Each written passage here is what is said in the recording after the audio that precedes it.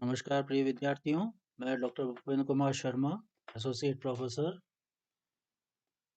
Online lecture series arenes में आज हम 10वें लेक्चर पे आप सबका स्वागत।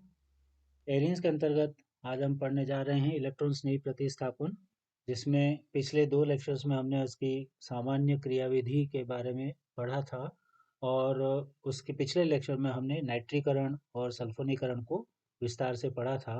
किस प्रकार से एरोमेटिक यौगिकों में नाइट्रीकरण या सल्फोनीकरण कराया जाता है और किस प्रकार उसकी क्रियाविधि होती है। आज हम पढ़ने जा रहे हैं हेलोजिनीकरण के बारे में कि एरोमेटिक यौगिकों में किस प्रकार से हेलोजिनीकरण होता है या किस प्रकार से हेलोजन समूह प्रविष्ट कराया जा सकता है। एरोमेटिक निकाय में हाइड्रोजन परमाणु के स्थान पर हेलोजन समूह प्रविष्ट कराने की जो विधि है वह हेलोजिनीकरण कहलाती है। यह प्रतिस्थापन अभिक्रिया है और 2 प्रकार की हो सकती है।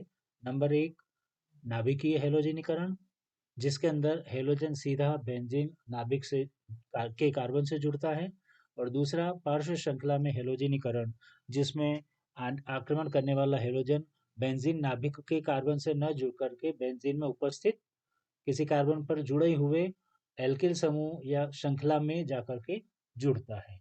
तो 2 प्रकार का हेलोजिनीकरण एरोमेटिक निकायों में हो सकता है। तीनों को हम उदाहरण के रूप में देखेंगे। पहला नाभिकीय हेलोजिनीकरण। एरोमेटिक निकाय की अभिक्रिया हेलोजन के साथ किसी लुईस अम्ल या हेलोजन वाहक जो काम करते हैं उसकी उपस्थिति में कराते हैं तो हेलोजन एरोमेटिक यौगिक या हेलो प्रतिस्थापित एरोमेटिक यौगिक प्राप्त होते हैं। यह अभिक्रिया हेलोजिनीकरण या नाभिकीय हेलोजिनीकरण कहलाती है, जिसके अंदर हम यहाँ देख रहे हैं कि बेंजीन के अंदर हेलोजन X2 के रूप में बताया है आक्रमण करता है, लेकिन लुईस अम्ल की उपस्थिति में जो कि हेलोजन कैरियर का काम करता है, हेलोजन वाहक का काम करता है, इसकी उपस्थिति में हेलोजन यहाँ आक्रमण करता है और हमें हेलो प्रतिस्थापित उत्पाद देता है। हेलोजन वाहक किस प्रकार से हेलोजन आयन बनाता है उसको हम थोड़ा सा यहाँ देखेंगे क्रियाविधि के अंतर्गत कि हेलोजन वाहक के रूप में हम आयरन चूर्ण या एल्यूमिनियम आयरन या एंटीमनी के हेलाइड्स इनको काम में लिया जा सकता है, जैसे FeCl3 या AlCl3 वगैरह वगैरह, या आयरन चूर्ण भी हम काम में ले सकते हैं।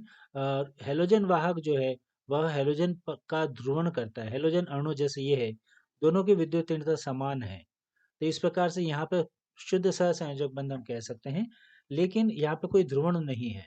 लेकिन जब हेलोजन वाहक FeX3 जो भी हम काम में ले रहे हैं, यह इलेक्ट्रॉन न्यून है, लुईस अम्ल है, यह जब इस हेलोजन के आसपास आता है तो इस हेलोजन का अणु का ध्रुवण कर देता है, अर्थात इस बंध का थोड़ा सा आंशिक इलेक्ट्रॉन्स को विस्थापित कर देता है किसी एक एक्स की तरफ। तो एक भाग धनावेशित और दूसरा भाग आंशिक रूप से ऋणावेशित हो जाता है, जिसको यहाँ पे इस प्रकार से यहाँ दर्शाया गया है इस जगह।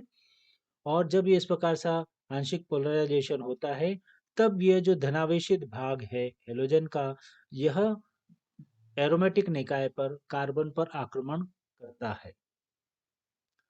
यहाँ पर हम इसको आक्रमण को बता रहे हैं कि इलेक्ट्रॉन्स ने जो हेलोनियम आयन प्राप्त हुआ है हेलोजन कैरियर के साथ में इस प्रकार से अभिक्रिया से, तो यह यहाँ पर आक्रमण करके एरोमेटिक नाभिक में, और जैसे हम देख रहे हैं कि भाई आक्रमण इस स्थिति पे होना है, तो ये पाई इलेक्ट्रॉन्स यहाँ पे चले जाते हैं, माइनस यहाँ हो गया, H यहाँ पहले से उपस्थित है, और पाई इलेक्ट्रॉन्स के यहाँ जाने से इस जगह धनावेश उत्पन्न हो रहा है, जिसको यहाँ पे बताया गया है।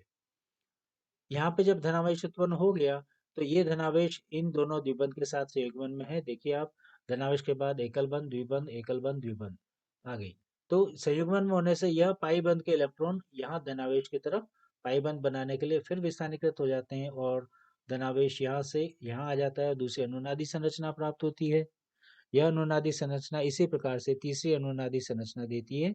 इन तीनों अनुनादी संरचनाओं का अनुनादी संकर, जो कि हेलोनियम आयन जो के आक्रमण से हमें जो विलेन मध्यवर्ती या एरिनियम आयन प्राप्त हुआ है, वो यहाँ पर इस प्रकार से।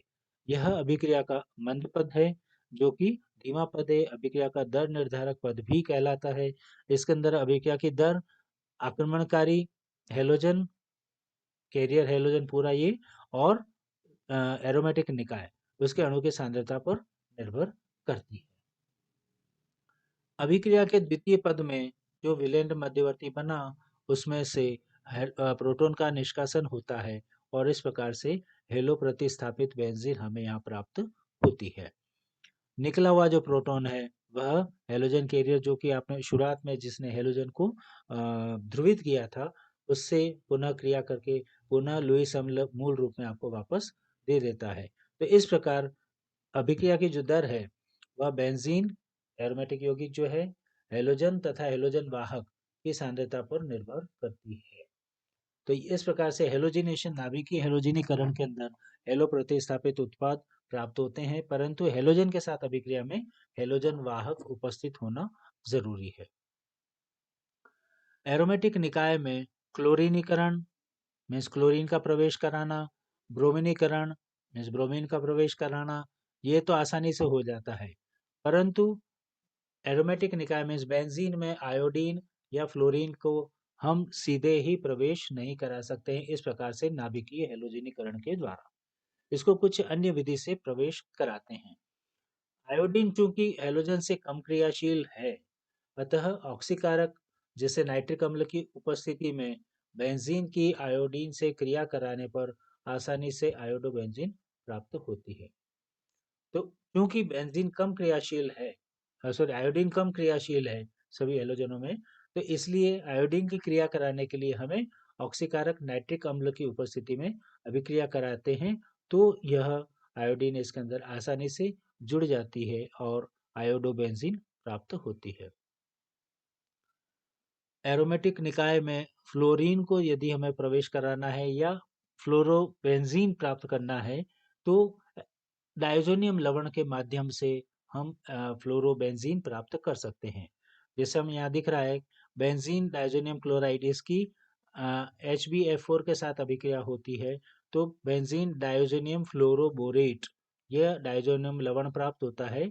इस डाइज़ोनियम लवण को सिर्फ गर्म करने पर इसके अंदर BF3 और N2 बाहर निकल जाता है, बोरोन ट्राइफ्लोराइड और नाइट्रोजन, और एक हेलोजन जो एक्स्ट्रा है वो बेंजीन पर यहाँ पर जुड़ करके फ्लोरोबेंजीन हमें उत्पाद के रूप में प्राप्त होता है। तो इस प्रकार बेंजीन के अंदर क्लोरीन, ब्रोमीन, आयोडीन और फ्लोरीन का प्रवेश हम विभिन्न अभिक्रियाओं के द्वारा आसानी से करा सकते हैं। अब हम पढ़ने जा रहे हैं दूसरा बिंदु, जिसमें पार्श्व श्रृंखला में हेलोजिनीकरण। बेंजीन में डायरेक्ट हाइड्रोजन न प्रवेश होकर के बेंजीन में जुड़ी हुई जो भी श्रृंखला है, उसके कार्बन पर यदि हेलोजन जाकर के जुड़ता है, तो यह पार्श्व श्रृंखला में हेलोजिनीकरण कहलाता है। यह जनरली यह अभिक्रिया जो है वह एल्किल बेंजीन के अंदर होती है, जिसके अंदर एल्किल बेंजीन को हेलोजन के साथ हेलोजन वाहक की अनुपस्थिति में, ये आप थोड़ा सा ध्यान दें कि जो नाभिकीय हेलोजनीकरण कराया जा रहा था, उसके अंदर तो हेलोजन वाहक हम काम में ले रहे थे, ये एल्यूमिनियम आयरन या एंटीमनी के हेलाइड्स या आयरन चूर्ण। लेकिन जो नाभिकीय हेलोजनीकरण के अलावा जो पार्श्व श्रृंखला में हेलोजनीकरण होता है, उसके अंदर हेलोजन वाहक नहीं लिया जाता है, हेलोजन वाहक की अनुपस्थिति में होता है, तथा उच्च तापों पर अभिकृत कराने पर ही यह अभिक्रिया होती है, जिसमें एल्किल समूह जो बेंजीन से जुड़ा हुआ है, उस एल्किल समूह के कार्बन पर हाइड्रोजन को रिप्लेस करके हेलोजन जुड़ जाता है। उदाहरण के लिए अभिक्रिया यहाँ दी हुई, उबली उबलती हुई टोलुइन में गर्म टोलुइन या इसके सजात में जब क्लोरीन गैस को गुजारा जाता है, तो पार्श्व श्रृंखला में हेलोजन जुड़ जाता है। इसका मतलब यहाँ हमने इस अभिक्रिया में हेलोजन वाहक नहीं लिया है, डायरेक्ट टोलुइन में गर्म एकदम एक्सट्रीम हॉट उबलती हुई टोलुइन के अंदर क्लोरीन को गुजारते हैं, तो हमें पार्श्व श्रृंखला में हेलोजिनीकरण होता है। लेकिन यह हेलोजिनीकरण यहाँ रुकता नहीं है, बल्कि आगे कंटिन्यू चलता जाता है। जैसे हम यहाँ देख रहे हैं कि टोलुइन से पहले बेंजील क्लोराइड मिला, इसका पुनः क्लोरीनीकरण होकर के बेंजाल क्लोराइड मिलता है, और इसका पुनः क्लोरीनीकरण होकर के बेंजो ट्राइक्लोराइड मिलता है। तो इस प्रकार से एक एक करके तीनों हाइड्रोजन परमाणु हेलोजन से विस्थापित हो जाते हैं, प्रतिस्थापित हो जाते हैं, और अंतिम उत्पाद बेंजो ट्राइक्लोराइड मिलता है। अब इसकी क्रियाविधि जनरली सूर्य के प्रकाश में टोलुइन की क्लोरीन के साथ अभिक्रिया कराने पर बेंजाइल क्लोराइड बनता है। क्योंकि सामान्यतः यह जो मुक्त मूलक क्रियाविधि है, आप इसको कह सकते हैं कि मुक्त मूलक के अंदर तो सबसे पहले सूर्य के प्रकाश की उपस्थिति में क्लोरीन 2 क्लोरीन मूलकों में विभक्त होता है। एक क्लोरीन मूलक टोलुइन के CHH, ये जो बंध है पार्श्व श्रृंखला वाला, उसमें एक CH बंध का समान द्विखंडन होता है। H जो बाहर मूलक निकलता है, उसके साथ में यह क्लोरीन मूलक जुड़ जाता है और कार्बन पर एक मूलक जो बनता है वह इस प्रकार से रह जाता है। तो हम कह सकते हैं कि बेंजील मूलक हमें मिलता है, साथ में HCl प्राप्त होता है।